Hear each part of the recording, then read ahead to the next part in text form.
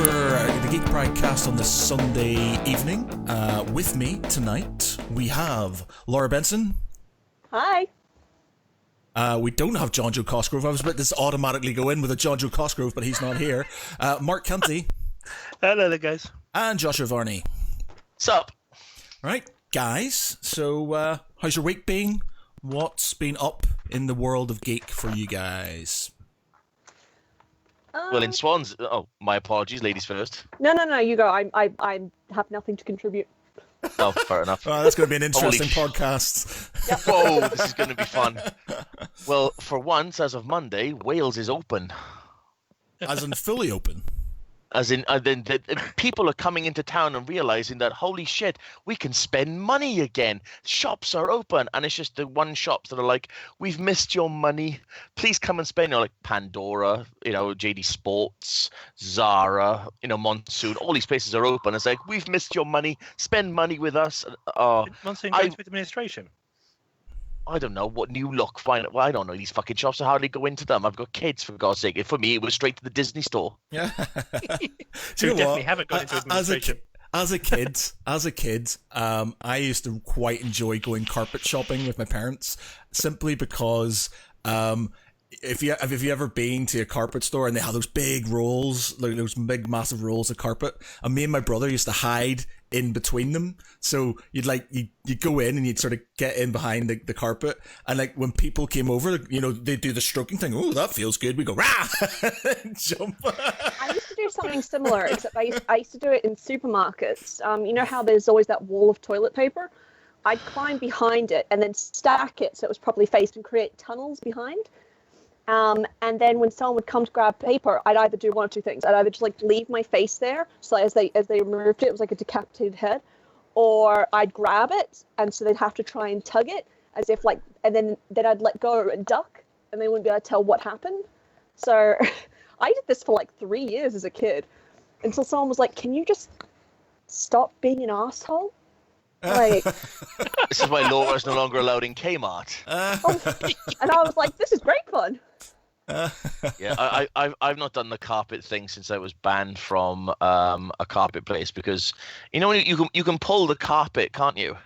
Yes. Oh God. So what do you know the best way to get banned from a carpet place is when you pull it and actually realize that gravity is a fucker and actually continues to keep releasing the carpet as it keeps rolling around, because the weight at the bottom gets heavier and heavier. And as a 13-year-old kid, you kind of stand there going, this is a bad choice. I instantly regret my decision. Yeah, it's like one of those moments. And you can see the look on your grandparents looking at you going, this is going to cost me. And you can hear the Amish guy behind you going, looks like a storms are coming. Do you know what the best sort of Amish comedy moment is in Kingpin, when he's like, I'll milk your cow for you. Brother Jebediah, we don't have a cow, we have a bull. As he's sitting there drinking whatever he's full. Hilarious, man. Love that. Speaking of Amish comedy, I've still got this box from when we first moved into my house, and I went through it with a fine-tooth comb and found an old hard drive, plugged it into the laptop, and it was full of Weird Al Yankovic stuff. Oh, right. Yes. I've seen him in concert twice live, and it's fantastic. Sure. He's on my bucket list to book for a Comic-Con, and I was severely thinking about finding out his details this morning, and then UHF, I decided to put that on instead and realized how much I've missed this film. Oh, Weird Al, though. So good. There's one of his songs, I Want to Be Your Lover, which is for anyone who's not heard it, it's basically just a song sung from a really creepy guy's perspective, and all he does is sing really bad pickup lines. And when he performs it live, what he does is he puts on one of those zoot suits, ties his hair back in a ponytail, and then starts crawling through the audience, stroking faces. And he doesn't go in from the side, he goes over top. So it's crotch over head.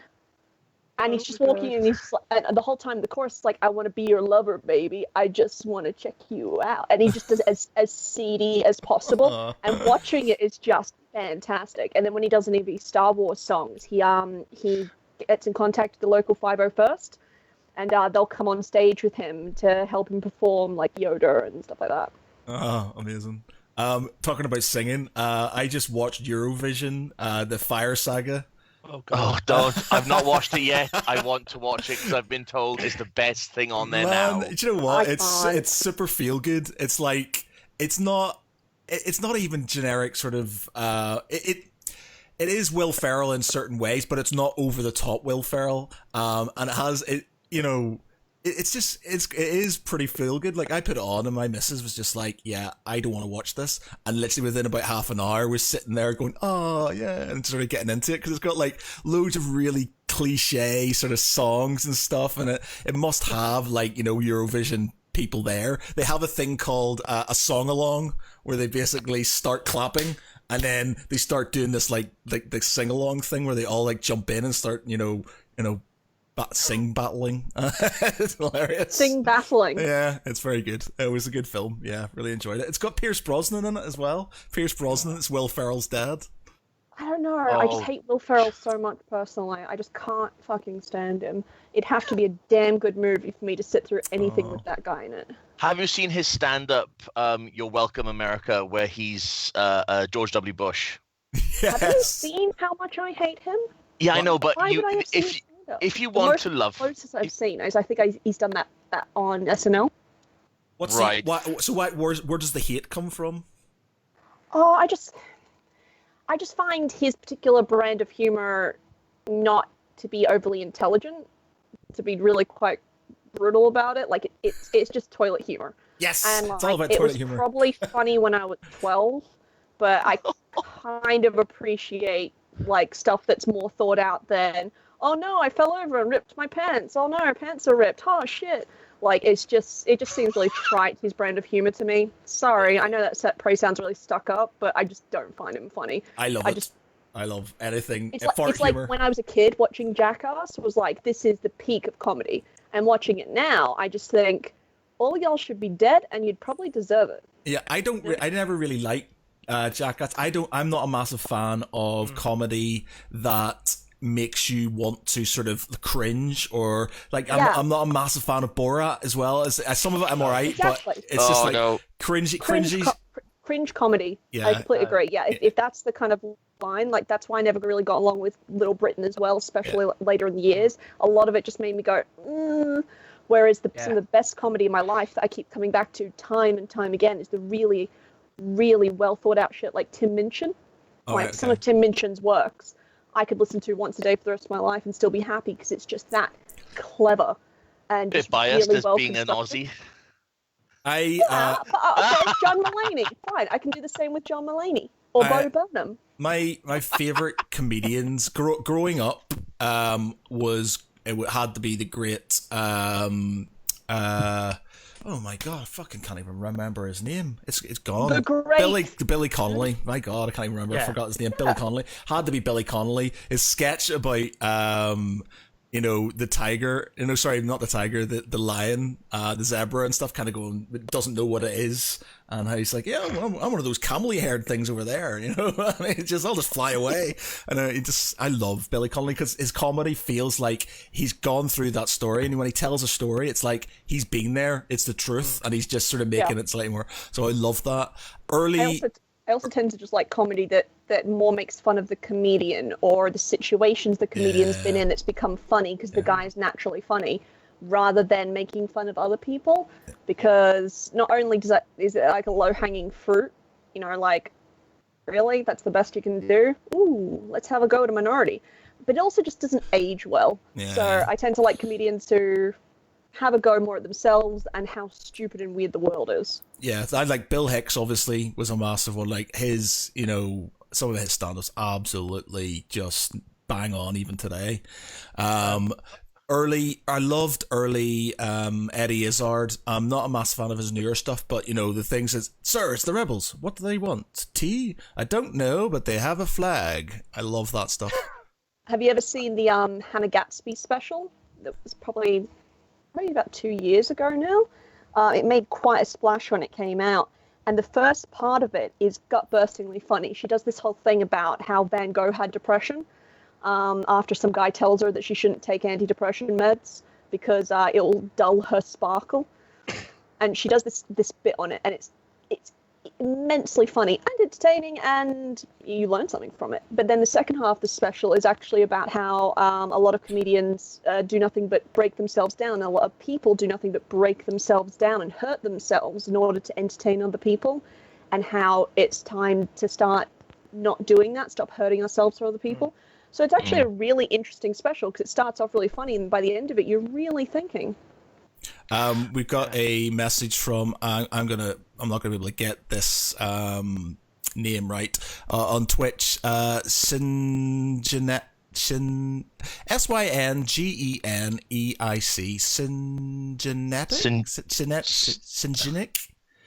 Whatever your name is, I apologize. You might have to write it down phonetically. Says, I'm not gay, but I'm a geek. What's up? We do tend to get that along the line, sort of, especially around Pride. Syngeneic. I've had that as well at conventions where I'm like, oh, I'm here with Geek Pride, and they're like, oh, that's so wonderful, and I'm like, okay, no, we obviously do support Pride, but like that's not the kind of pride. Yeah. I used to get messages. It was quite. I really enjoyed it, but it was just like you get a message. It's like, we saw you guys at Pride. It was amazing. It's like, yeah, that wasn't us. Not that we are totally cool with that, and I'm glad there's a sort of I think they're based in Manchester. I think they're called Geek Pride. We're older than them, not for long. But and they assume it's because we've got pride in the name that we're like literally it's all about the gay geeks and it's all that we're all inclusive here. We're everybody, whatever you want to be, we're happy there. It's all geeks. It's about being proud of being a geek. Yeah. So yeah, there you go. We don't care. We don't care who you like to be with. We just care that you're not an arsehole. Yes, that's it. As long as it's consensual. Yes. That's true. Yes. Yeah. You want to take the stance as Colonel Stars and Stripes, really, from Kick-Ass 2. He said, "Hey, as long as you treat people rightly, we don't care what you put in your mouth." Man. I can't believe. And I mean that, and I mean that with whole respect and honesty and love and everything else that goes with it. As my. I feel like we should just go and we should just sort of have a floating pride someday anyway. Just like, well, okay, why not? Let's just do it. Yeah, celebrate that money we bring in. Yeah, with all that money that we make. Yeah. Yeah, celebrate the gay comic book characters that we have in the comic book world. To be honest, one of us should probably write an article for it about this time. It'd be a nice little piece. I bet I vote that it's not me because I hate writing. That someone else should. I vote Pete does it because he's not on the call tonight. Yes, that's it. That's what you get. Sorry, Pete. Well done, Laura. Well volunteered. So Pete, there you go. You could do a lovely deep dive into some of the representation in comics in the last few years, starting with probably the first one, Iceman, I believe. That would be lovely. Thank you. You're going to have that. Not turning up. All right. Yeah. So should we get to some major news, geek news? Well, this week? see, John Joe, because he's not on the podcast. I was wondering why I could get a word in edgewise, John Joe. Michael Keaton is returning as Batman. I think this will be a good move for the DCEU and a positive change for the franchise, if true. What do you think of this news? I'm going to be honest with you. I like Michael Keaton as an actor, and pretty much everything he's in, gold. I love it, but I was never a massive fan of the old Tim Burton Batmans. If he's the Batman, does that make his Tim Burton Batman now canon to current stuff? Yes. They're talking about it being the multiverse because it's parallel with Robert Pattinson. Yeah. So the idea is that DC multiverse, different Batman, but different Flashes and random shit. Would you reckon? Sorry, go on, Josh. With the Michael Keaton returning, obviously it's going to start with the Flash's Flashpoint paradox that they call. Oh, I'm sorry, it's not called Flashpoint paradox; it's just called Flashpoint. But Michael Keaton returning as the Batman is just fantastic. Whether I know he said he'll be donning the Batsuit again, great. But this Batsuit? also it'll be I think the Tim Burton Batsuit because that is the Batsuit. Or we might see a prologue to when he's in the Batman Beyond Batsuit, and we could see him retiring. And then in future films where he signed on a contract to do, I think it's 3 Bat films, this could be the standing point to do a Batman Beyond film where he's now Old Man Wayne with Ace, and he's now training. I don't think they're going down the lines of Terry McGinnis. I think they're going down the lines of a female Batgirl, Batman, whatever, Batgirl Beyond to take the role, which is fine. It's great. I've wanted to see Batgirl on the big screen for a while now because Barbara Gordon, I mean, obviously in the future, it could still be Barbara Gordon, but, granddaughter, which is still great. But the Robert Pattinson Batman, after all the stories that have been coming out, whether they're, even in his own words, he said that, I've only worked out a couple of times where his, even the word fails me now, the Catwoman in the film, she's been working out every day because obviously they have to keep to a physical fitness because as soon as everything finishes here, they're going to go back into filming. And him just saying, I've only been working out, like once every, decade, because I'm not getting, deep into the role, I shouldn't have to keep up physical fitness. Thinking, dude, don't you read the comics?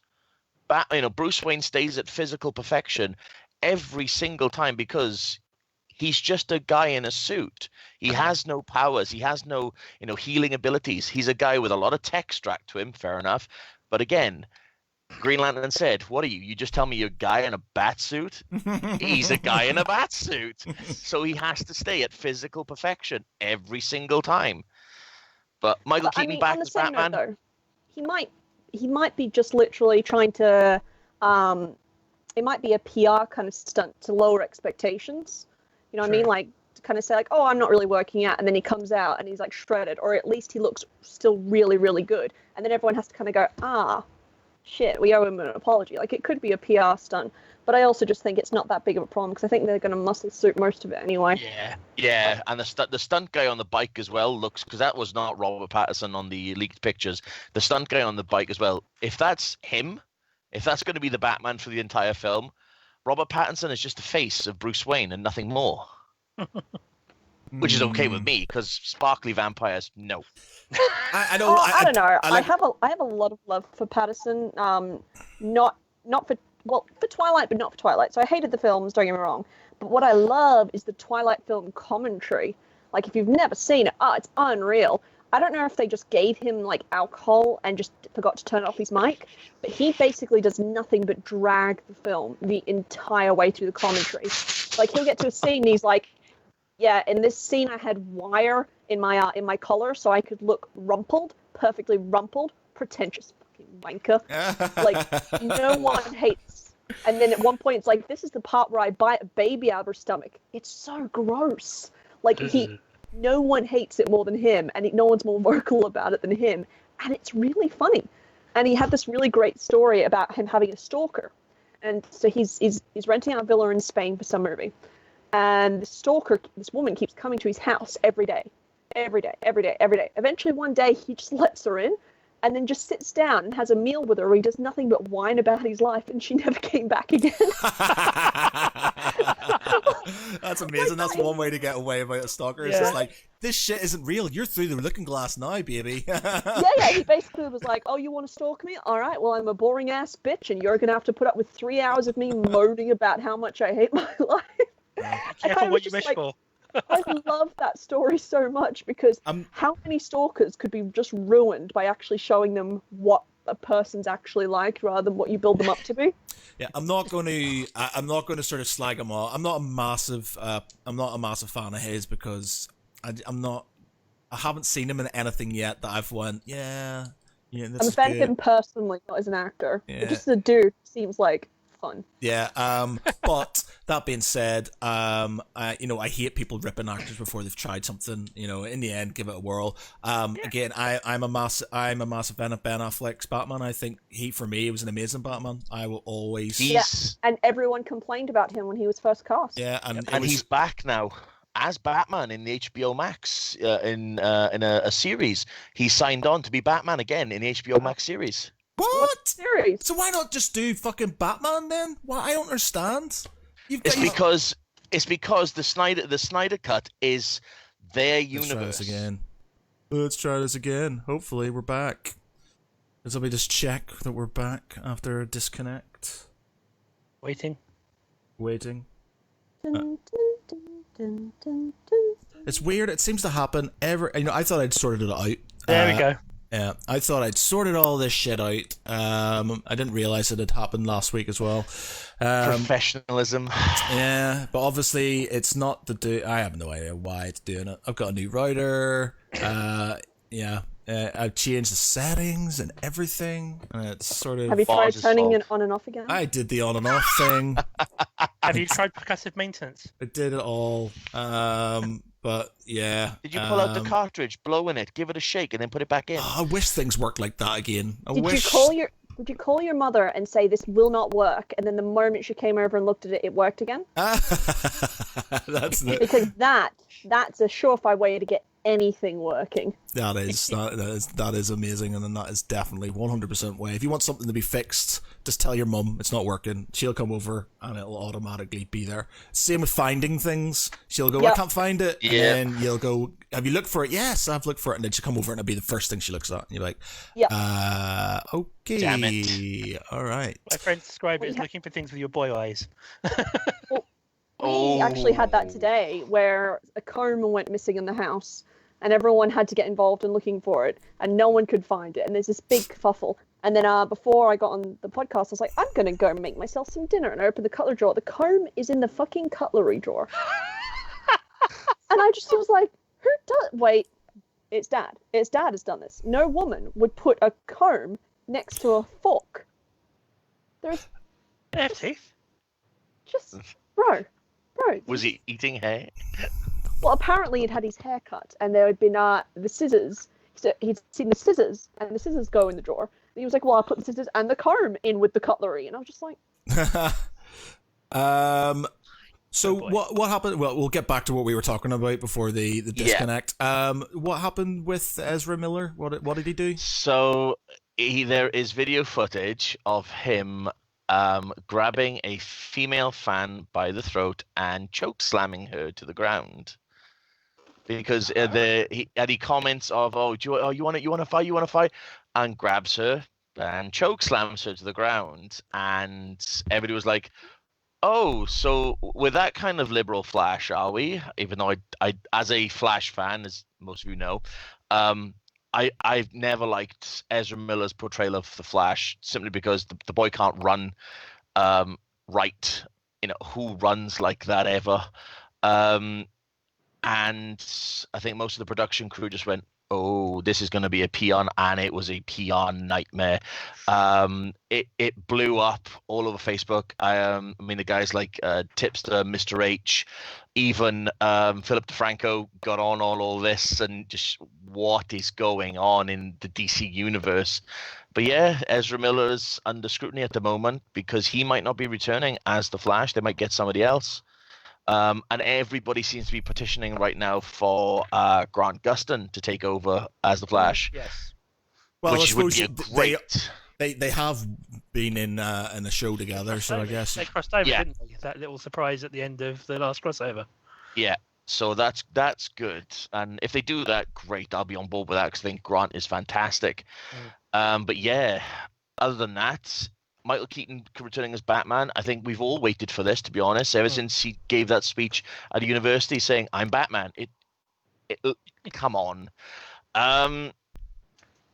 What's the second biggest bit of news that I've heard this week is a little bit shocking, but also kind of expected, seeing as we're living in a reboot, rehash, remake world. Oh. They're redoing The Princess Bride?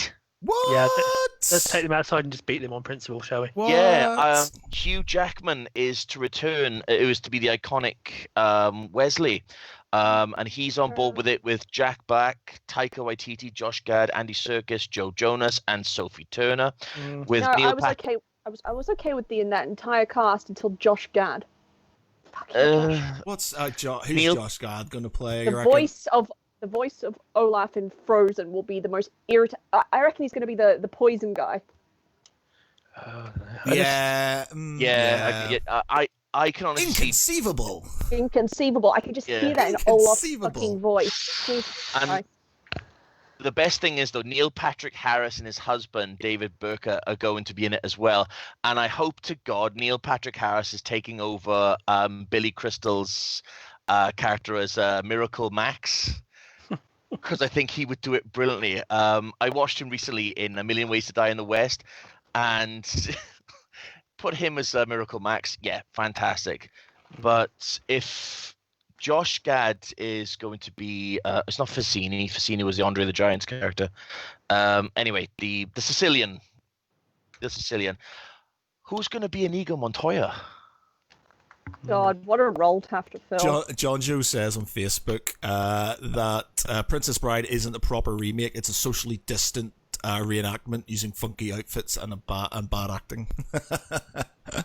Don't say that to Hugh Jackman. I know he's got a fairly good sense of humour, all things considered.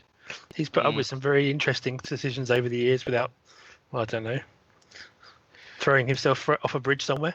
It's just one of those things that when you hear about or something like this, like a cult favorite being remade, you just think, God, there are so many incredible books out there. And There's so many incredible scripts and comics and things like that. Do we have to keep doing remakes of cult classics? Because the cult classic remakes, they never work.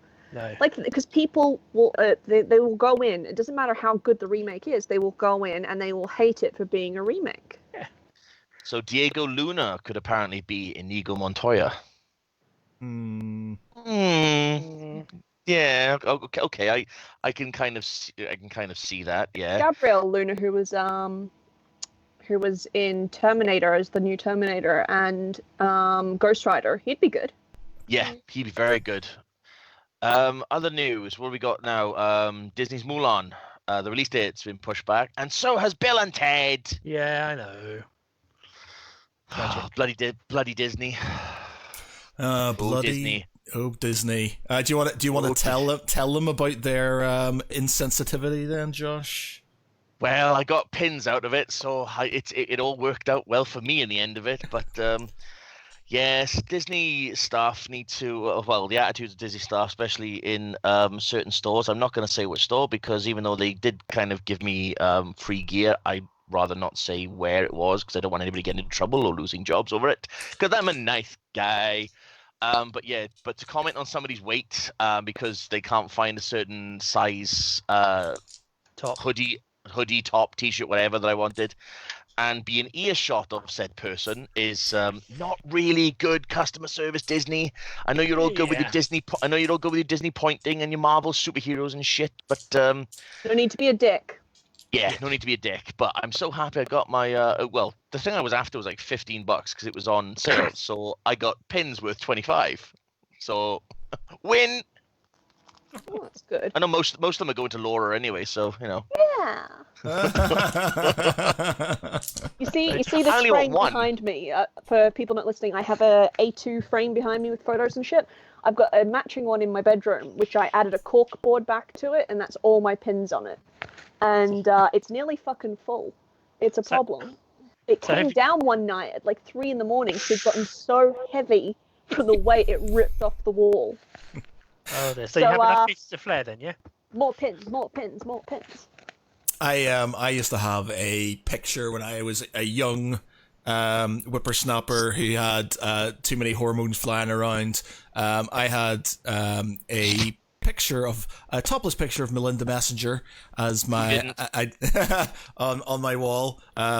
Being a young child, and I remember sort of waking up one night and said picture was literally like floating down towards me, and I'm like, my dreams are coming true, and then sort of realized it was a poster. It's like, oh right, okay, fuck, yeah. So it obviously fallen off and landed on me, but for that little instant,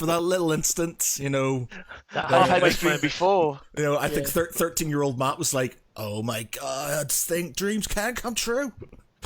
No. Because in my case, I just kind of looked at it and I was like, motherfucker. But then I was also like, but is this a good opportunity to regroup everything? So you spent the rest of your night, instead of sleeping, reorganizing your pins? I was like, okay, well, this corner has to be like my anime pins. Like, so there's this little part of me that's still an anime trash for like old school anime. And then like this corner will be like all my like Iron Man stuff. And then like this corner will be all my cat related stuff. And this will be all my sweary pins. And this will be all my morbid humid pins, and then these will be my meme pins, and then these will be pins that Josh has given me. Dear. But then I was like, or should I color code them? Like, let's just be clear. In my house right now, I have a box sitting beside my jersey wardrobe that's labeled Laura's shit, right? And it is a Hasbro box about yay. Well, I can't even see me going yay big, fucking idiot. It's basically the size of an Xbox One box, and it is filled literally to the top of just shit that was left to me by a box, full of like it's got. I think I've got a Q fig in there, a Wonder Woman Q fig. I've got like pins. Mountain of pins, Captain Marvel gear up to the eyeballs, and it's just sitting there. And the reason I've not sent it to her yet is because the price of postage on the weight of the fucking thing is about 50. No, you won't. You wait till I bring it to you at a con, because it's like 50 quid postage. Yeah, but then I have to, then I'll probably just post it back from the con, because I ain't putting that on the fucking train. Well, what if I did an unboxing? What if you sent it to me and I did an unboxing and I spent the whole time saying what an incredible human being you are? Would that do it? Don't kiss my ass on live podcast now. I want freebies. You see, okay. So here's the thing. So before people judge me, and I mean you probably should, but anyway, when I was a young geek girl going to my first little conventions, I came across the weirdos. The weird dudes will come up to you and they'll be like, hey, I've got a free hug, just so they have a chance to actually touch you. And I decided I didn't like that. So I started responding to people like, well, that's a problem because I charge for mine. That noise was finger guns, by the way. Anyway, that generally worked because it threw people off their rhythm. No problem. Until this one day, this guy goes, huh? Okay, how much? And I'm like, fuck, what'd I do? So I was like, that figure over there, just like pointing.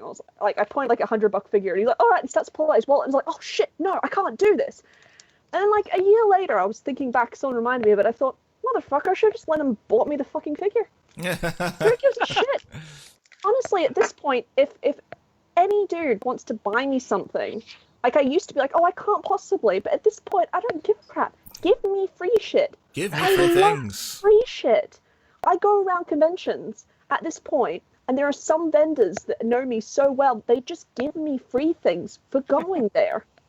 It's incredible.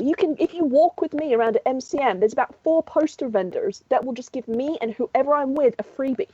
Sweet. And if anybody listening right now, Laura's Amazon wishlist is on geekpride.co.uk. You can also find her on her OnlyFans.com. Actually, I don't have an OnlyFans, but I do have an Instagram, Lolo in Progress, and if you'll find, there's a link tree in there with my Amazon wishlist. Just saying, putting it out there. I really like free things. You can also find Geary on TikTok as well, spooning over his dog and crying on TikToks because I've sent him pictures. I mean, look, my dog was injured. I had to take him to the vet. I was very upset. All right, so there's something about leaving your. No, you know what it is? It's about going to your. It's about going to the vet and then him giving you a form to sign that says it's not our fault if your dog dies, and that's sent me under because I was like, oh what? And then Boz just sort of looked at me while I was signing this thing, and then they closed the door, and I was like, Yeah, that's hard. Like my cat Willow got sick late last year, And we had to take her for all these incredibly expensive, intrusive vests. And the hard part is because you can't, like, if it's a kid, you can kind of say, you know, the doctor, I'm having to leave now. Like, there's a point where you can kind of communicate that I'm doing this for your benefit. But an animal just doesn't understand that, and all they know is that I'm scared, I'm feeling sick, I'm in pain, and the person I love is walking away and leaving me with strangers. Yeah.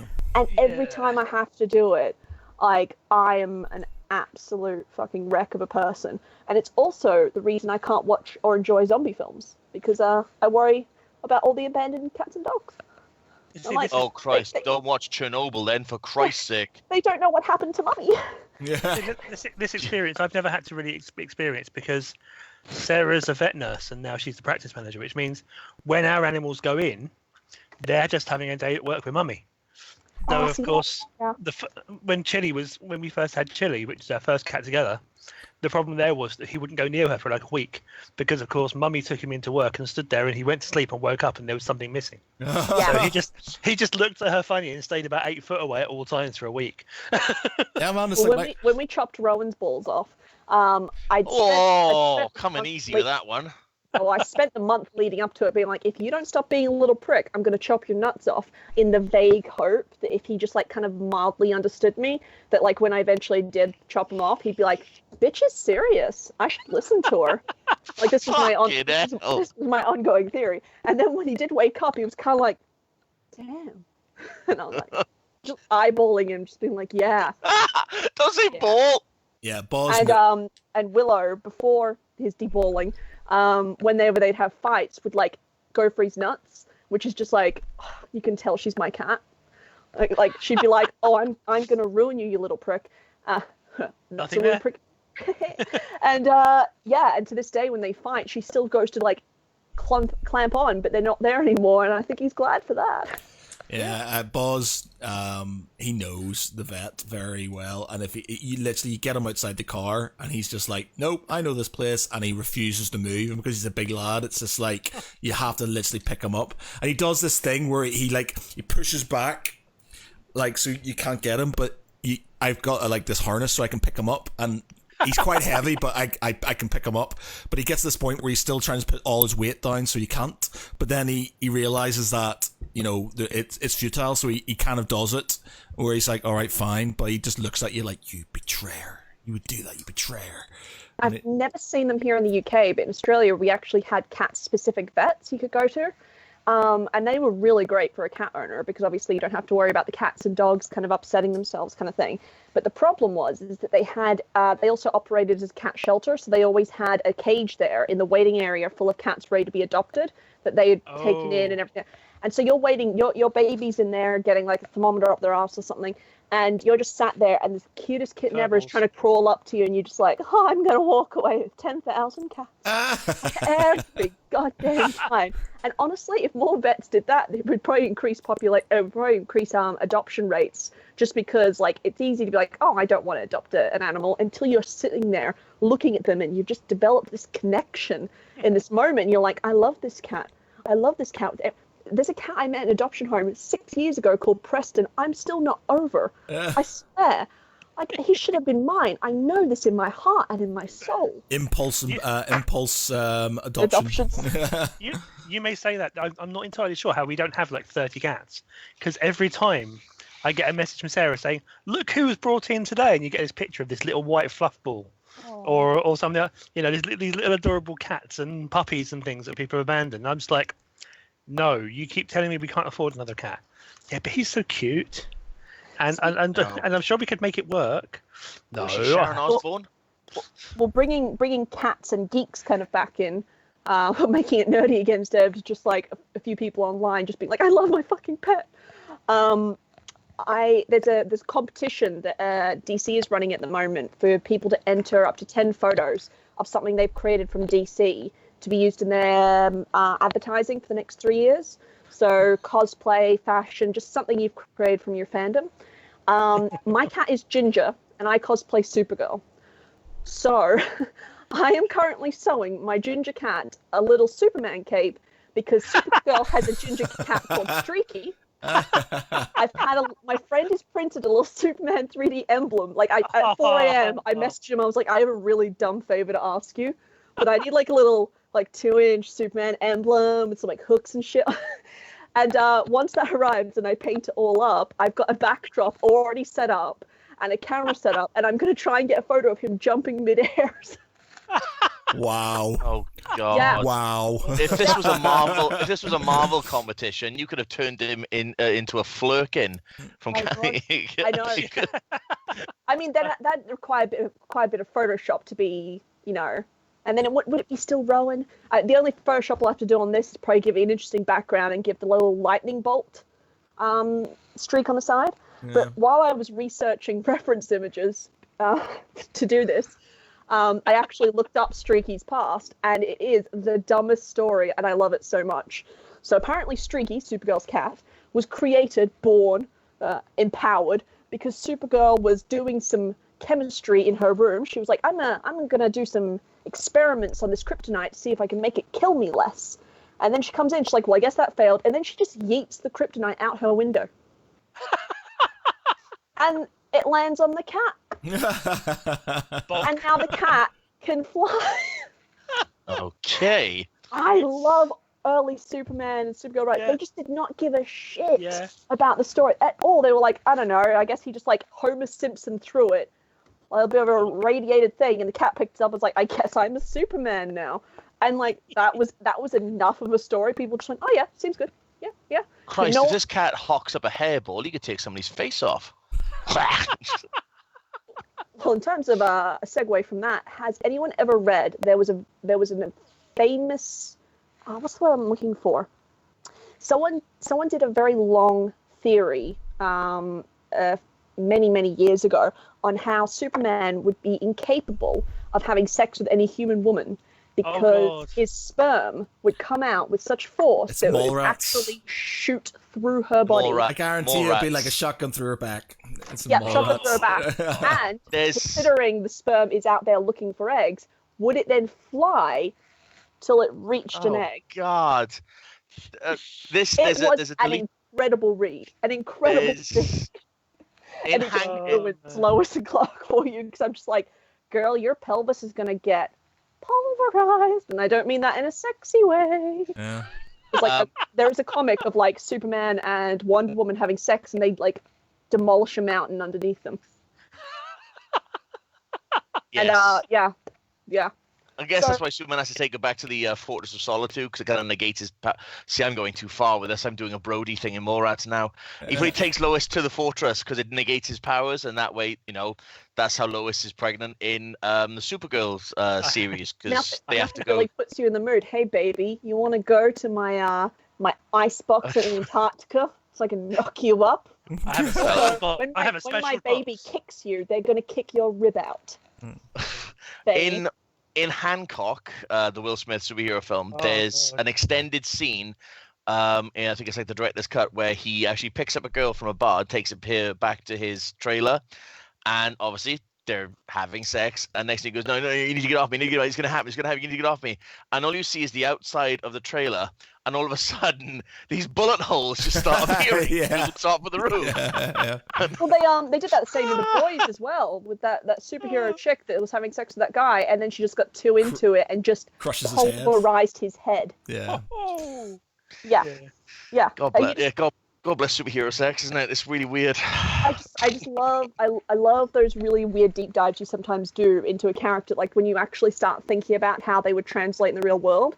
And I think that's what's quite fun about The Boys, is that they kind of do that kind of thing, that, you know, if we did have superheroes in this day and age, we would treat them like celebrities, and we would probably commercialize them, and they would probably just be like, oh, I accidentally murdered a guy, but I did it in the name of the law, because that's certainly not a precedent we've sent with our cost system. Yeah. But yeah, like that's why I'm really quite excited for season 2 of The Boys. In September? Yeah. In September. So, Geek Pride is... Doom Patrol season 2 has already started. Yay! So Geek Pride is going to San Diego Comic-Con this year from the comfort of our own homes. Yay! Oh, if only it was as cheap as that as well. Saving me a fortune on air travel this year, I tell you. God, imagine if you could get the exclusives without having to wait in a line. Man, and those lines are absolutely phenomenally obscene.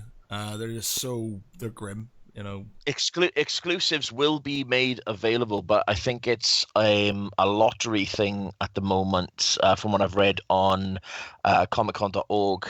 But yeah, things will all be virtual this year, which is understandable. But yay, San Diego everybody gets to go to San Diego Comic-Con this year, which is great, but also it's from the comfort of your own home. So if you want do we really get to go? If you want to sort of reenact trying to get into Hall H, then what you need to do is you need to go out your house, you need to go down the street, you need to go past the shop, you need to go round the corner, and basically, get yourself a good sort of mile around the corner, and then stand there, and then periodically, sort of every sort of minute, maybe move forward ever so slightly, and then you might get there. So, bring yourself a chair for a week. Yeah, bring yourself a chair, get some pizza or something, and that's it's strap it back to your leg. I just don't see the appeal myself, because at the end of the day, all of it ends up online anyway.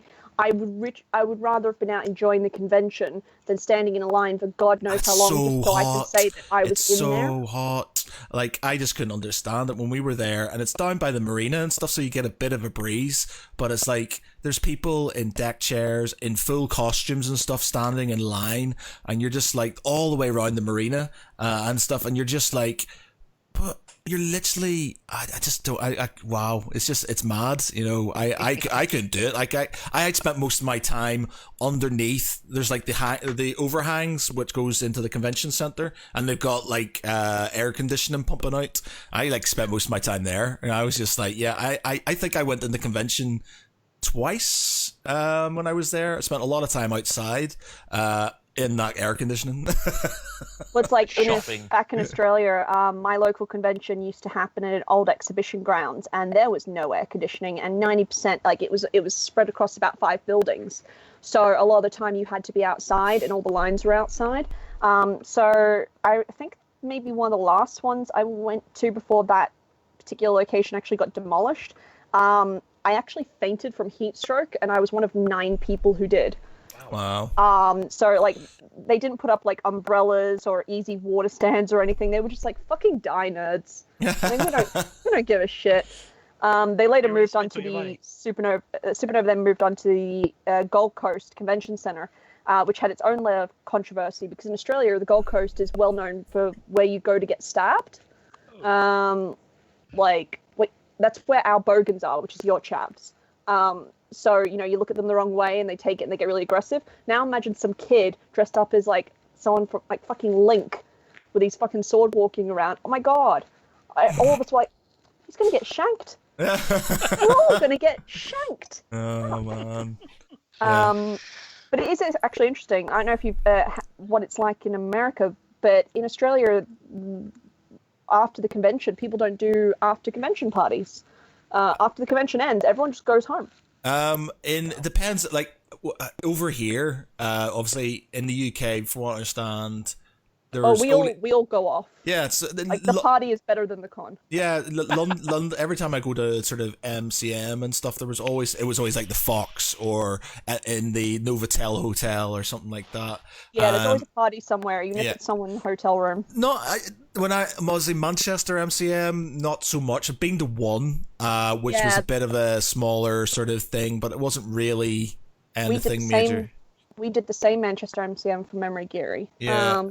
Yeah, I from what I've heard, because a lot of people hadn't been used to that one yet, they were still trying to figure out where the after party was. A bunch of us just went and got dinner somewhere. But that's still not even a thing they do in Australia. They don't just all go out for dinner afterwards and get changed. Like, you go home, you get changed, and then that's it. You are done for the day. Nah, when I'm at a convention, I'm out for getting drunk.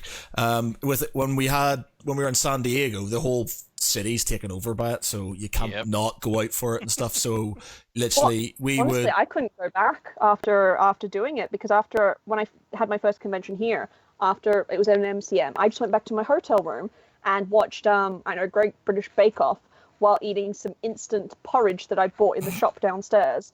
And I was like, this is mildly depressing. And then next night, when someone heard about what I'd done, they're like, okay, you're going to come with me and I'm going to show you what happens in Britain afterwards. And I couldn't go back. It's so much fun. It's such a anyone who hasn't visited the UK and done a UK con, such a welcoming community. Honestly, like we have our shit, but who doesn't? But massive fun at conventions, and people are generally willing enough to show you the ropes, tell you where to go, invite you to their table. Like I ate dinner with so many strangers over my first few conventions because people are just like, oh, you don't know anyone? We're your friends now. Like, which is slightly scary, but also really, really lovely. Yeah, I've over the years, I've sort of invited friends and girlfriends and stuff to these conventions, and none of them have been nerds in any way, shape, or form. And they've like turned up, and initially just being, "What the fuck is this?" And then by the end of it, they're just like, "This is amazing," you know. Like even the people watching, they're just loving it, you know, and just how everybody doesn't give a shit. They literally are just being who they are, and by the end of the night, you know, I remember my friend Rachel, who lives in London, and I get her going to the Fox like so many times. She's like, "Oh, you're in London?" I was like, "Yeah, I'm at convention though." And she says, "Oh, do I have to go to the Fox?" And I was like, "Yes, you do." And we'd end up in the Fox, and then would be smashed, and she'd be dressed up as, you know, she'd go around and borrow people's sort of things, and would just be some mishmash of somebody. Yes, doing yes, that on Laura, hat stealer. Yeah, it's something I'm quite known for doing, that if I'm at a convention and you come near me with a hat or a mask that is in any way mildly amusing to me, I will demand to wear it. And which has created some great crossovers. Because sometimes, like for example, at the last convention I was at, I was sat down having in the middle of London MCM, there is a bunch of food areas you can eat. And I was sat down having a rest, and I looked over, and there's a guy just sat there, dressed completely normally, with a stormtrooper helmet on, with his head in his hands, just looking like just depression, just staring down at the table with the stormtrooper helmet on, like life has let him down. And I was just like, what? Poor guy. Can I borrow your helmet? Shit. And then I recreated his scene. So I was like Yennefer with a helmet. I've snapped some absolutely fantastic. My favorite one of all time though is I once met a guy who was dressed up as Business Fish, which is a sticker on Facebook Messenger, and it's this guy in a suit, but he has a fish for a head. Okay. And he has the most ridiculous expressions. Like his face is basically like having a magic carp head. Imagine just a guy in a suit and a magic carp head. This is Business Fish. And I saw a Business Fish walking around a convention, and I promptly lost my shit. I was like, that is the funniest shit ever. And I stalked him, and I was like, dude, can I wear the fish? Please. I know you don't know me. And he was like, of course you can. And I was like, I've never been so delighted in my life. Give me the fish head. Give me the fish head. Then I took like 20 photos of me as Supergirl with a fish head. And now me and the guy are great friends. Oh, brilliant. I do. Like conventions. I haven't, do you know what? I haven't been to one in a very long time.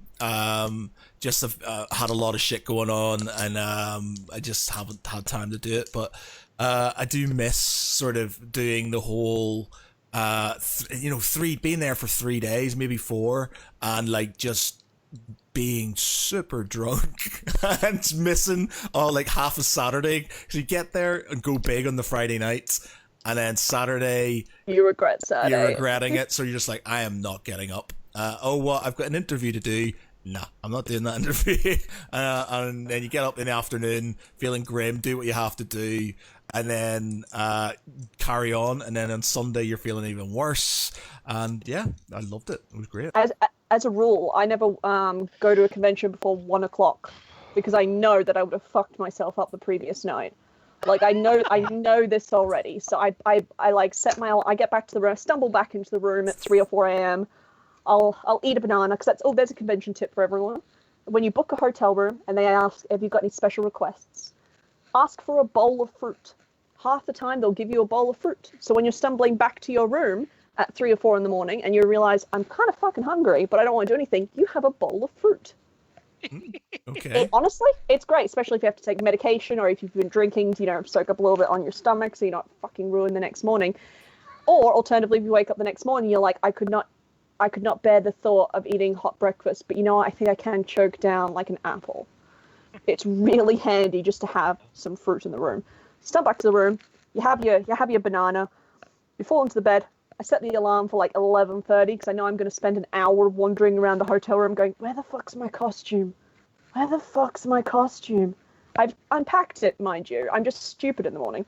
Where the fuck is my costume? I'll eventually put it all on. Then I'll suddenly take a selfie and be like, oh my god, I'm so cute. Ooh. And then I'm like, hey, everyone, I'm here. And it's 1 o'clock. And people are like, oh, when did you get here? And I'm like, now. Yeah. I mean, I admit I've never done a proper con like all the way through. I've done a couple of bits and pieces. Oh, So you've got to do the full. Well, I was weekend kind of hoping to try and do something like later this year or next year, but at the moment that's kind of looking a bit ropey for this year. Well, Any con- even Thought Bubbles now cancelled, and they were for November. Yeah. Any con that's kind of happening this year, you kind of have to look at with heart-shaped glasses by going. You want to believe that you can go, but is that con really taking into consideration everybody's standpoint, their safety and whatnot?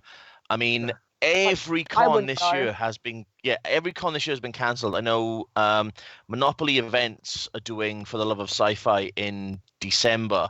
Yeah, and I know. Sorry, I just got to interrupt you there. My bear dog's barking. Be back in 1 minute. Okay. Yep. Everybody's kind of like going, oh, are you going? It's like, I would love to go to a con this year, but I don't want to risk going to a con and coming back then and being really sick. The next thing you know, I'm passing it on and everything else. So I think I would rather wait until 2021, where we are no longer seeing any kind of cases that come on YouTube or any kind of news outlet that this is increasing. There's been another spike, or this is happening. Once it's all completely over and done with, and they've moved on to something more, hysterical, or something else in the world is being destroyed. Like, oh shit, we've run out of stuffing at the Build-A-Bear. Oh my god, we're in financial crisis all over the world. Build-A-Bear has run out of stuffing. Once that kind of like comes on the scene, and the word COVID-19 is no longer a thing that's spoken about, then cons will start to be a place where we'll all gather again. We'll get back to the norm. If we were in New Zealand, where they've got so few cases that they're now reopen, like they had like 2 weeks where they had no new cases, and then some Brits turned up and ruined it. So that's right. They let them go, didn't they? Thinking they had some sort of. They promised they wouldn't stop anywhere, and they would go directly to where they said they were going, and they stopped to have a piss and a coffee. Yeah, it's Britain. Yeah. But yeah, like if they're opening for their big 40,000 people sporting events at the moment because they did it right. And so they can do that, but our country has not. And as a result, even if a convention tomorrow opened up said we will test everyone at the door, I still wouldn't go. No, I probably won't go until there's a vaccine. Yeah, I've not really been, bar going to the local shops and stuff. I've not been into town really. I'm not really that bothered about going. One, I hate queuing at the best of time. I'm a patient man, but I'm people say I've got the patience of a saint, but when it comes to queuing, I have zero patience. I hate queuing for things and stuff. I really begrudge, queuing for shops and things. So I'm just like, I'm not gonna do that. So if I have to queue for a shop. Especially since at the moment, like other than basically food and medication, is there anything that any of these shops have that's urgent? Yeah, I guess you just buy online. Before, Josh was like, "Oh, Pandora's opened up." If I don't get me wrong, I have a Pandora bracelet. I like my Pandora bracelet, but at no point in my oh god, my life will be fucking ruined unless I get down to fucking Pandora and get that goddamn bead. And even if it was, again, I'd just buy it online. Exactly. There's very few shops that you can't get online these days. Oh, I can't get to Primark to buy my multi-pack of Harry Potter socks? Bugger. And the queues outside Primark are ridiculous right now, man. That was stupid. That was insane. You would think that they've got the cure in there, wouldn't you? I just can't imagine any... I like Primark. I get a lot of cheap, nerdy shit from there. It's great. But I just can't imagine anything that shop has at the moment that I would queue for. Yeah. I mean, from my point of view, having had my own personal scare and paranoid period of sitting in isolation, I'm not going to risk anything at the moment because that was scary shit on its own, and I didn't even come back positive. When you read the stories of some of the long-term effects it's had on some people, like it's ruined their lungs for life, or it's done this. I've got enough problems. Yeah, I do not want any more. There's people that are permanently on blood thinners now because it's fucked up their blood. Their blood literally has the viscosity of like old engine oil. Yeah, it's and ridiculous. So Yeah. I just don't see anything at the moment that yeah, is that urgent to put myself at that risk. and it's everybody else as well. I mean, I've got a friend who both his parents came down with it within a day, and only his dad came home. Well, there was actually a story going around on Facebook today from Love Life of an Asian Guy, which is a pretty fantastic page if you ever want to watch it, and about this woman who was bragging. Her 8-year-old daughter's just died, and she's bragging that she got to spend a few days in the park with her before she died because Texas lifted the ban. She was in the park. That's where she caught COVID. Yes. So But people because deal she with was it, can they? out, yeah, because she was out, and because the lockdown was broken, that's how she got COVID, and that's how she died. And all of her mother can say is, "Isn't it fantastic that that we lifted the ban so my daughter and I could spend that last moment together? You would have had more moments together had you not gone out." Yeah, People just can't see that. they can't process it. They're looking for some reason to avoid taking responsibility. She even In their used like heads. hashtag no masks. Like, good God. I have a geek mask. I have a Geek mask as well. Yes, I wore it the other day. It's almost like someone in the group makes them. I know, yeah. And, I know. there's like an expectation that if you buy it from anyone else but her, she will fucking shank you. Yeah, there's a lot of shanking going on. This is sort of a Speaking regular of, thing. I'm making a Star Trek one tonight, actually. I have some Delta fabric left over from when I made my Star Trek Discovery costume. Cool. So I was like, I might smash a few of these out and chuck them in some Star Trek groups because a few of them are putting up masks and they're hideous. And it hurts me. I may have to slip you some cash for that and get That's- one of those off you. That's my boy. Just on a random note, Jamie McKellar, who does some stuff for us now and again, has his own film company called Red Shirt Films, had a film called Chesterburg, has The High Stake Rollers is his new film that he's doing, Kickstarter that successfully done. He's got this thing called Dorian Deathly's Deathly Dark Tours. Tours. Oh God! Yeah, and it's so good. I knew he did tours around York. And I knew he did sort of like he's really well spoken and he acts and stuff like that. He's really, really good. He's such a dude. He's Yeah. such a dude. And Did you say York? York. York. Yeah. Does he live up this way? Yeah, he's in York. He's currently doing a live. You might be able to see some of this. You shared it. I saw you shared it. Yeah, Yeah. He's currently Oh, doing. I'll check it out because I He's live like up a near weird Jonathan Pye. Yeah, dear. he's so good, and you know what? One thing that always upset me about sort of Mr. McKellar's sort of all his ventures was he didn't get as much support as I think he deserved because he's so talented, he's so good at what he does. All of his sort of his sketches, I Am Tim, he did one about sort of.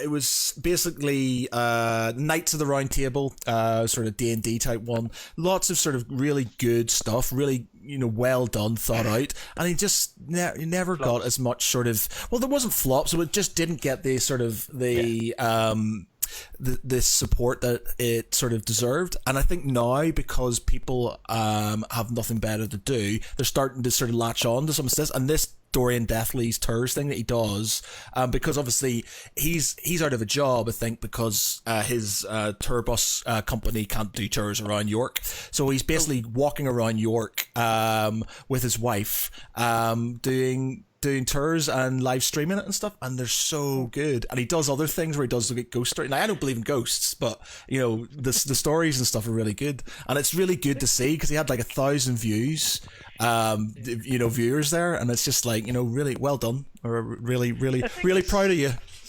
York is a really good place for that. When about 15 years ago, I got sent up there for some conference, and I got up there like the day before, and I did one of those things just off the top of the cuff. And the guy who was doing it was basically, do you know Simon Callow? Who was in Four Weddings and a Funeral, played the uncle or something like that. The guy was just like him, so theatrical and really into it. And you got to the end and you didn't actually want to go, which of course was half the idea. Yeah. Because he took you to the one of those little haunted pubs, and then he kept on talking. You kept on buying beer. But I was just stuck up there with all to do, and I got there about 2:00 in the afternoon, and that was about 4 hours, and it cost me like a tenner. And there's so many things, and you were just like, wow, seriously? And you get to the very end, and you're just like, you realise how much you've picked up and how much weird shit can happen in one city. It's like, speaking of people you kind of wish. So one of my friends is John Robertson. If anyone's been to, he runs the Dark Room comedy show. If you've been to an Insomnia or Games Expo, you might have heard of it. Yeah. So it's kind of his comedy show is based off your old school text-based games. Oh. Cool. So what he does is he picks someone out of the audience, and they get 4 options. So you wake to find yourself in a dark room. What do you do? And someone goes, okay, I turn on the light switch. And he goes, it's a dark room. How can you find the light switch? You get 4 options. If you get through, if you find yourself out of the dark room, he'll walk you to an ATM and pay you $2,000. But it's very, very hard. And the game is full of like old 80s style, geek jokes and things like that. And then John himself, he's dressed as, he's in one of those American football player protection things, covered in spikes, a corset, leather pants, shock blonde white hair. He's deeply, deeply Australian, but he's putting on a British accent for this. And he is gut-burstingly funny. Like, his reactions, because he'll talk to the person he's picked out of the audience, and they'll often give him something to play with. And when they lose, you win something from his Table of Wonders. And his Table of Wonders is full of the weirdest shit. I once saw a kid win 24 copies of the same FIFA game. Has anybody ever sort of like won? He says 2 people have won. He said one guy won, and then he realized he had to start changing up his show because these guys came to 8 of his shows in a row, took notes. So when he does Insomnia and Games Expo, he does an expert mode version, which is a longer and the prize is bigger, and the weird prizes you win are also weirder. And yeah, it's great because the whole audience gets involved, because every time a new player is picked, everyone chants, "You awake to find yourself in a dark room." Someone, I picked the light switch. There is no light switch. What are you going to do? You're in a dark room. I touched the wall. You've touched the wall. It's upset. So like, what do you do? Check pockets, or check is in the Czech Republic pockets and stuff like that. And then at the end, he'll do like an audience round where everyone cheers for the option they want the most to see if they can't get through. It's honestly, it's an absolute fucking night out. And when he does the big shows, people buy him drinks, so he gets progressively more and more drunk throughout the show. I'm talking like absolutely smashed. And one of the prizes you may win is beans. Not the can, just the beans. And what happens is he empties the beans into a shopping bag, pokes a few holes in it, gets in the middle of the audience, and twirls it around. Amazing. And people run at him to try and get hit by the beans. Wow. And the last one I was at, Insomnia last year, I think 65, this one American in the crowd kept screaming at him like, "Yeah, USA, USA." And John was like, "Fuck off, mate. No one likes you. Just fuck off." And the guy was like, "USA, USA." So he kept saying, "Security, come get this guy." Security just thought it was part of the act. So they ignored it. So he went, "Right, audience, hold him down." The audience picked him up, and he ran at him and bitch slapped him with the bag of beans. And then 100 people picked up this guy and removed him from the venue. Like you'll never see an audience like a fucking John Robertson show. But the downside is he's very great at these conventions, but he does his show around the country, and outside of nerd conventions, it's very hard to sell. So I've been to a few of his ones outside, and like 10 people show up, and it's really sad because he's a very, very funny, intelligent guy, and you give him half the chance, and you will be dying laughing. Like you absolutely bust it. Who is this guy again? John Robertson, The Dark Room, which he's actually got a stream version of it available, and he recently wrote a children's book. So there you go, John. Promise to give you a shout out. But no, John is very, very funny, and if anyone ever plays, if you ever go to one of his shows, if you get called upon, he'll ask you, what's your name? Is he a Scottish footballer? John Robertson, Scottish footballer. Is it Robertson? Robertson. No, I'll put a link up to his page as well. He is all over YouTube. Yeah, he's Australian actually. Funnily enough, he used to be an Australian host at conventions for the cosplay competitions. And he was very, very funny back then. And then we immigrated here at the same time without realizing it. And then we ran into each other at Games Expo. Is he got blonde hair? Long blonde hair? Yeah. He looks like he should be. He looks like he should be in Lawnmower Man. Twitch Yeah, TV he looks Robotron. fucking mental. Right. He's Should be fantastic. Robotron, yeah. Yeah, Robotron. Yeah. He's been running some campaigns online at the moment. If you can stream and stuff like that, he's been doing a campaign. I think a fundraiser at the moment that if you donate to his coffee, he'll insult someone you like. Like you can choose who to insult, and he'll insult it. But like a bunch of us just chipped in and was like, insult yourself. Like he's like, oh, what? But yeah, very, very funny. But if he ever asks you to, he'll say, player, what is your name? You don't actually give your name. He gives you a name. Do not try and come up with your own name. It will go very badly for you. Don't try and get into a battle of wits. It will go badly for you. And and people will have started dressing up as characters, like it's LARP, to come to his show to interact with the game. So the last show I was at, a couple of guys came dressed as full life-size, what are those things you put out on the roads when there's an accident? Those orange cones? Traffic cones. Traffic cones, thank you. I don't know why. Yeah, some guys came as life-size traffic cones and just lined the corridors. And then when he sent them back from their turn, they wobbled the whole way out.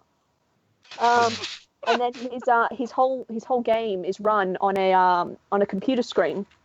It's a projector connected to his laptop, and he controls it with an old I think like it's an Xbox controller off his chest. And in the last game, it kept blue screening out, and so the whole audience told him to yeet the laptop. And he did. He yeeted that laptop. At this point, the man was so drunk, you have no idea. People come up and they'll be like, I have bought you 150 pound worth of Jaeger shots. And he'll be like, right, let's do it. And they will just smash through those Jaeger shots. And then someone will bring him a pint. And honestly, the man has the liver of a god. I'm gonna have to try it out now, because I've been in a few conventions where it's been there, and I've always been like, what the fuck is that? I've not. Trust me, it's absolutely fantastic. It's all right. really, I'll give it a really whirl good show. next time. And Sounds like we need to do a GP table at one of these shows. Well, yeah, man. He stops and does he'll do a signing afterwards if you like, and he'll sign any weird shit, because people often want the weird shit they've won to be signed. It's like my friend won like a DVD on golf tips from 1994. He literally just goes to an op shop beforehand in the local area and buys the weirdest, cheapest shit he can find. And then people treasure these things. Like, I've got a piece of broken porcelain because I won a piece of porcelain, not the whole vase, a piece of the vase. So that got smashed on stage. Just honestly, it's so nerdy. It's so fucking nerdy, but it's also inclusive, and it's interesting, and it's fun. And the guy himself is an absolute gem. Some guys tried to hassle a bunch of us girls after the show. He was in line, absolutely drunk, tried to kill the guy. And I was like, that's John for you. I'm just looking at this guy's pictures all over YouTube now. He deserves to be the host on the Crystal Maze. Yeah. I think he looks like the guy in Lawnmower Man. Have you seen the film Lawnmower Man? Oh god, yeah, that's taking me back a little while. Yeah, Lawnmower Man. That's what when I saw that picture ages ago, I was like, have they got something to do with Lawnmower Man? And it didn't sort of click in. It was about that. But yeah, that was people have started cosplaying as him to his shows. Oh my god. So you can see there's a real kind of weird community thing that pops up, because the name you get given, everyone is Darren. Your name is Darren, but he gives you a title. So you might be, you might be Wanker Darren, or Arsehole Darren if you've been an arsehole, or you might be Teacher Darren if you're a teacher or something. Like, I was Aussie Darren, because when I played, if I get called upon, I unlock Australian mode where he does everything real locker. Absolutely fantastic. Yeah, and it's great because people come back and they're like, "Oh my god, you're a Darren! I'm a Darren! Darren's!" Like, I have people come to my hotel and they've been like, "Oh, I'm going to go see John Robinson tonight," and I'm like, "Hey, Darren," and they're like, "Darren!" Like, you've honestly, everyone must check out one of these shows. And if you go to Insomnia, they're really super reasonably priced. It's like $10 a ticket. Okay.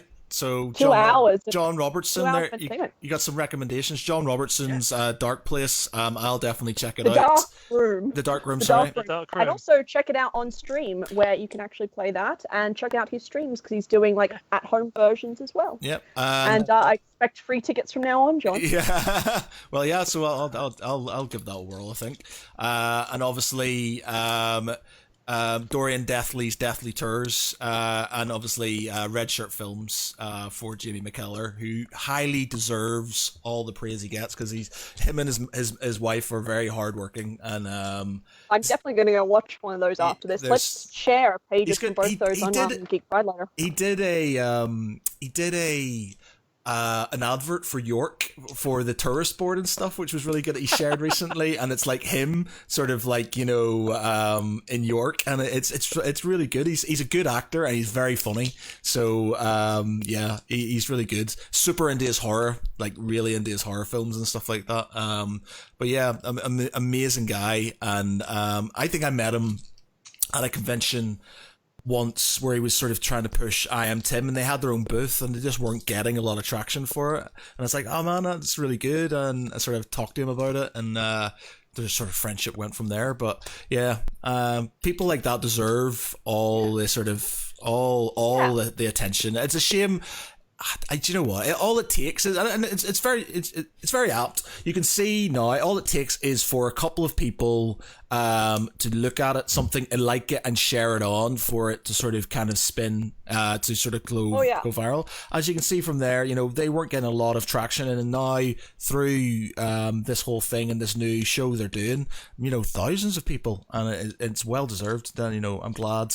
I'm really glad. That's one of the nice things about the kind of geek community is I think in other communities you don't really see your friends and family, like you don't see them get the chance to kind of have this connection with the community where people support them so strongly, and then you get to see them move up and see them kind of, and you just get this real level of pride.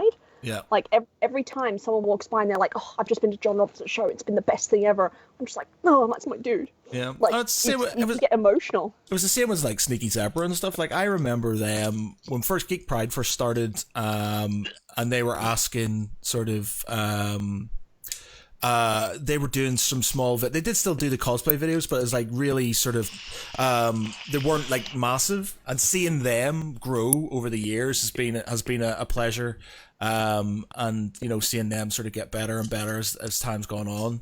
They haven't done lots recently because they're trying to. I think Gary's still doing the Edge of Darkness. I think is it the Star Wars sort of fan film they're working on. But yeah, when you see your mates succeed, it's great. The part of me kind of wants to be jealous because, Geek Pride's been going, how many years? 2000, I think we're probably about 7 years old, 6 or 7 years old now, possibly.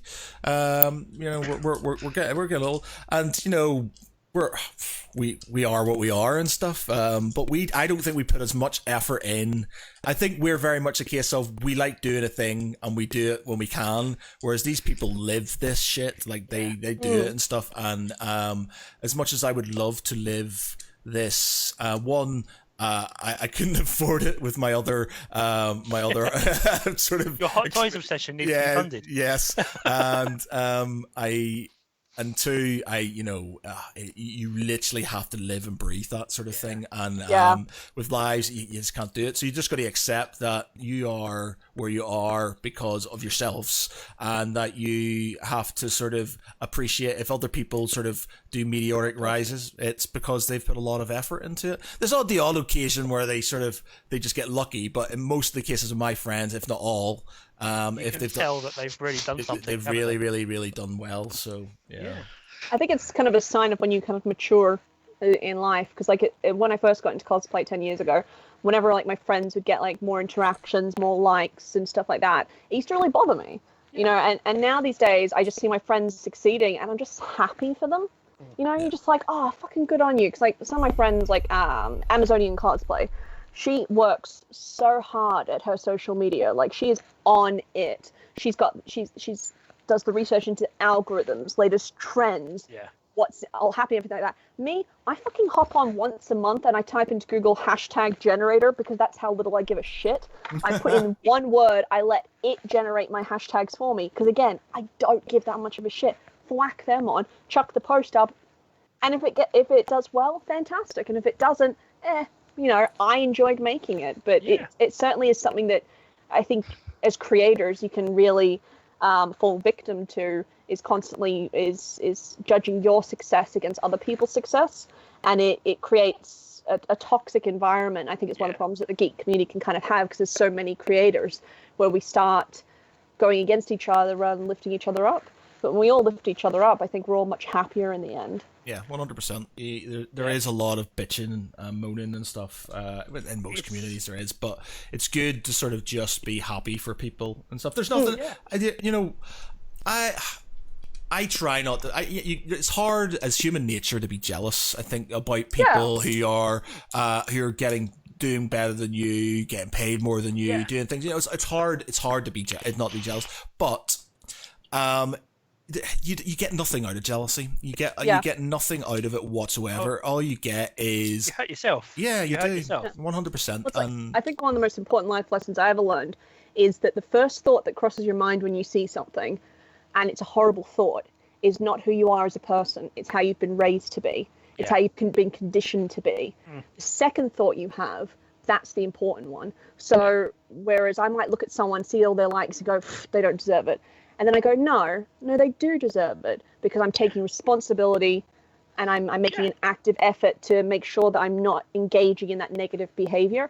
And you just have to not beat yourself up for that first kind of knee-jerk reaction, because we have been raised in quite a competitive society.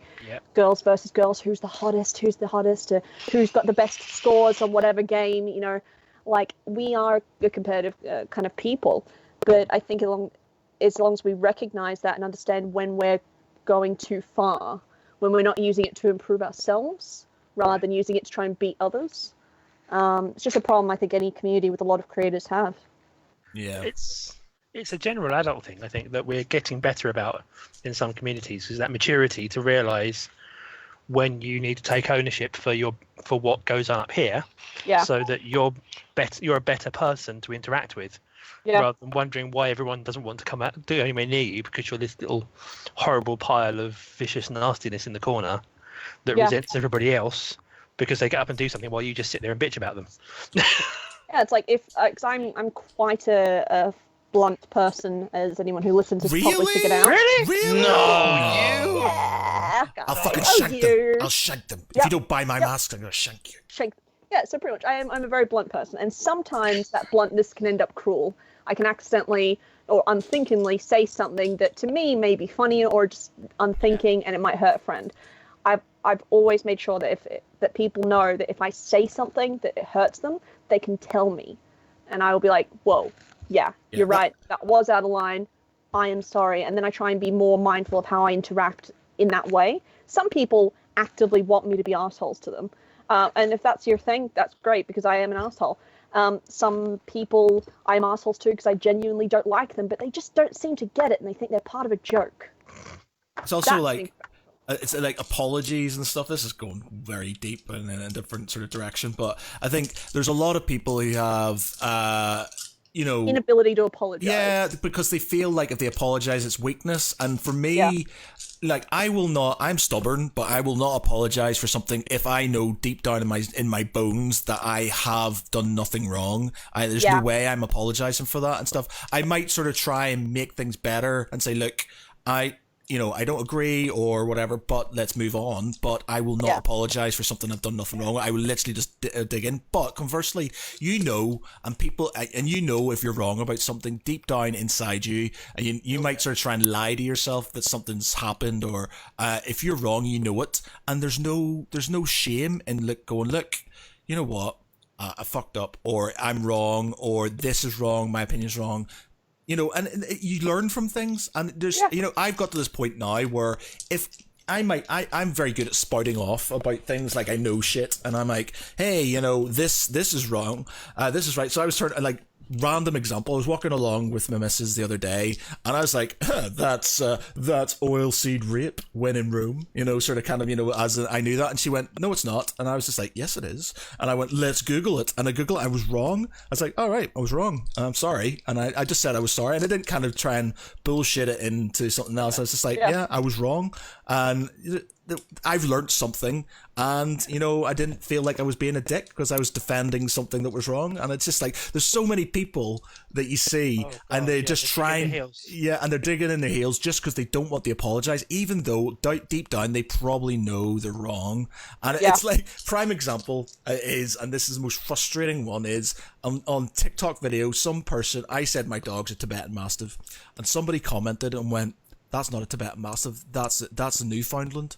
And I went, nah, pretty sure it's a Tibetan Mastiff because, I bought him from a Tibetan Mastiff sort of, breeder and stuff. And I've got all the forums and stuff, pretty sure he's a Tibetan Mastiff. No, he's definitely a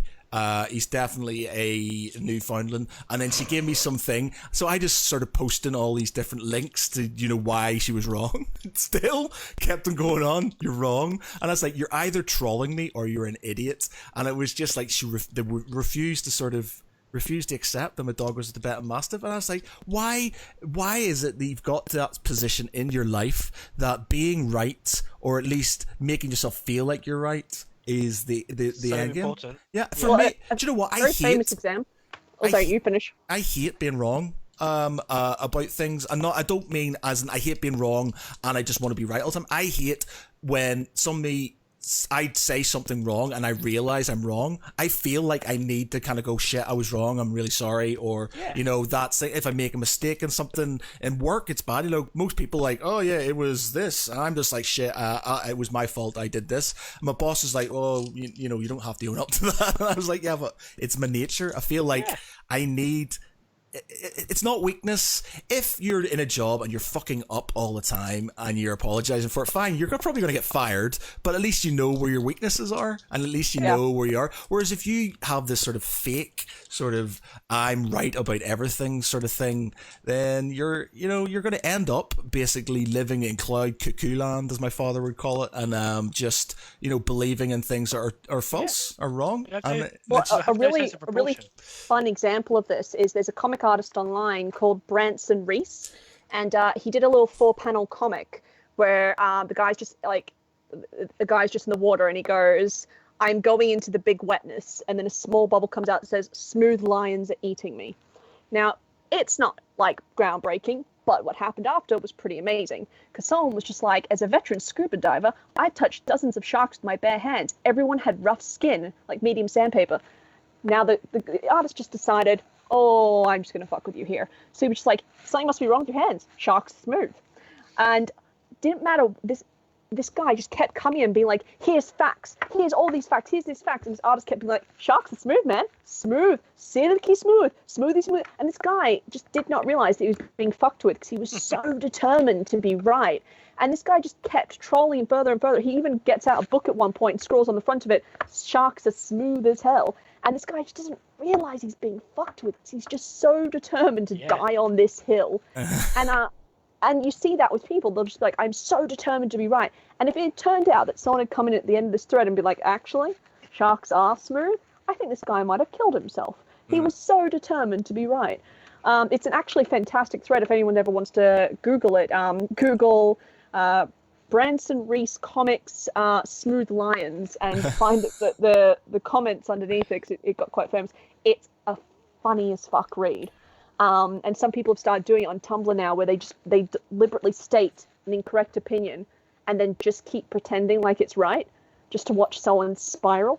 Yeah, I don't know. Sometimes that would be sort of slightly annoying for me. I'm one of those guys. It's not about being right. It's just it's like if you're wrong, it's one of those things. If you can, I think you can tell. When you read this example and you see how ridiculous this guy is being, like all his responses, you can see that it's ridiculous. The guy kept trying to fight it. Yeah, I think you can see when you're being trolled and stuff, but when somebody is telling you something which is wrong, and you're just like that, I'm just like, But Oh, all God, the yeah. facts say that you're wrong. I said, what facts? What is that? Mickey Mouse sort of. I don't even know if I could say this. I just had a bit of an argument about racism with somebody. I'll not mention who, but I had a massive sort of argument, and I was like throwing in sort of statistics from different sources I'd found, and they're like, yeah, Mickey Mouse websites, all fake news and stuff, and I was just like, oh my god, oh my god. When they're like, oh, that's just like leftist propaganda. It's like, yes, because I'm sure what you're reading is totally unbiased. Yeah, and it's like you saw so many of those conversations the last couple of months. You're just and this wasn't recent. This was like last year. But it was just even so. It was just like, but everything is against you, and it's just like that. Nah, you're wrong, and that's it. And that sort of annoyed me. It's just like, why can't you just? And that's why can't you just accept? You know what? I made a sweeping generalization, which is wrong, and I should be able to accept that as a learning experience and just go, you know what, I'm wrong. I've said some stupid shit over my years and stuff, and I think for the most part of it, I've tried to apologize for any of the stuff that I've done wrong. And you know, there's certain things where I've had massive arguments with people online about sort of different things, and somebody's come in with a half decent argument, and I've gone, you know what, you're right. You're right. And, you know, I will, if it comes to it, and, you know, like I have debates with my mate John all the time. It's generally about Northern Irish politics and stuff like that. That's sort of our thing we do. But he's very good at sort of playing the sort of devil's advocate on things. And, you know, there'll be times when he'll say something and I'll go, you know what? I've spent my time arguing against this, but you're right. And that's it. And there's no harm in that, because you've learned something, and you know from now on that you've got a better view on what the actual. Not only. I'm down for trolling people on the internet with shit like sharks are smooth, but when it comes to like actual serious things like racism, sexism, abuse, things like that, really hate people who take the devil's advocate stance, because no one asked you to. Yes. And generally enough, 90% of the people say, oh, I'm just being a devil's advocate. No, you're not. You're just, they want an excuse to be like, well, this is actually what I believe, but I'm saying it's devil's advocate, so I have a get out of jail free card in my mind for someone being like, oh, so you're a racist then? No, I'm not a racist. I'm just saying that, you know, that this happens because of black people. But that's just me playing devil's advocate. And you're like, that's not the get out of jail free card you think it is. It's very much one of those lines, like when someone says not to be racist or not to be sexist, or like any sentence that's prefaced with that, you're like, not to be, whatever you're about to say is definitely going to be that. Josh, you just sent me a picture of Bill and Ted's. What's that? What is that stuff you just sent me? I have just come into ownership. I'm going to see if I can squeeze it over. You can kind of see it over Laura's face right now. So, woo! Let's blur Laura out with Bill and Ted merchandise. Ooh, there you go. That is superior. It is very superior. Well, not that superior, but superior enough.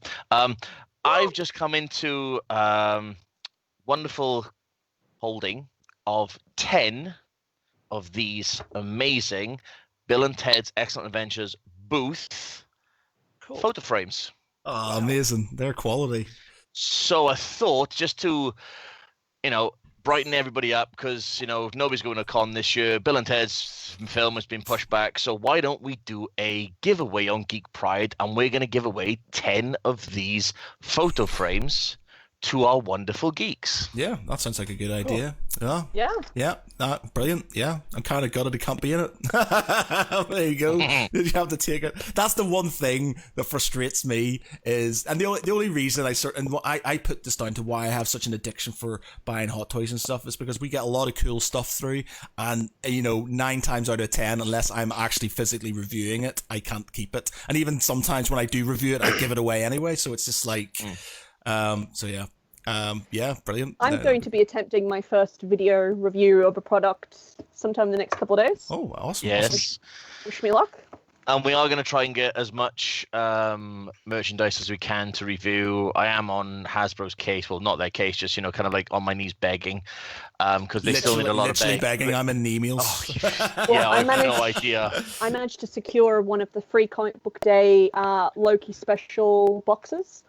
So when that comes, so for Free Comic Book Day, Funko released a special Loki box, which has got a Loki Funko from the comics with his current look, holding Thor's hammer, a one of 3 T-shirts, and one of 3 comics. And some of the comics are have rarity values, and then there's random signed pops and comics hidden amongst the boxes, golden ticket style. So they were very hard to get hold of, but I managed to secure one, which was very stressful. But I love my Loki, so cool. Yeah.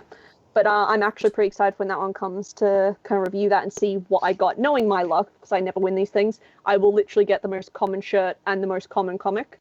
But I like all the shirt designs are pretty great. I like me a good Loki comic, and the Funko was pretty great. It was like £38 all up. Cool. It's better than not having one at all. Yeah, exactly. It's the price of a Marvel Collector Corps box, except you know what's getting into it, so like you can choose to be disappointed or not. Cool. All right. I think we're going to have to leave it there. We've been on for about an hour and a half now. So, yes, thank you very much to everybody who's joined us tonight. Apologies again for the glitch. I honestly thought I had sorted it out. I was like, it's not the internet connection. It's something to do with OBS. But no, it's not. It's fucking 9:30 at night. It just decides that it's going to cut out. But there you go. You live and learn. But yes, thank you very much to everybody who's been watching, commenting, and big shout out to John Roberts. What was the name? John Robertson for the Dark Room. Obviously Jimmy McKellar for Dorian Deathly's Deathly Tours, which he's doing now. You can check that out on Facebook. There's also Red Shirt Films too. And keep an eye out for Laura's review and our giveaway for the awesome Bill and Ted picture frames that will be coming soon. Yeah, and very exciting. And hopefully, fingers crossed, we'll be having a wonderful interview with Geary, getting into his interview head on Skype with the amazing Ed Solomon. Ooh, that's going to be kind of exciting and nerve-wracking again. It's been a while since I've interviewed anybody, but yeah, that'll be good. So go in hardcore. Yeah, there you go. But yes, thanks everybody. I've been Matt Geary. With me has been Laura Benson. Bye, everyone. Mark Canty. Goodbye, everyone. And Josh Varney. Oh, Timmy. Oh, Teeny. Night, everybody. Thanks. Goodbye. Bye. Bye. Bye.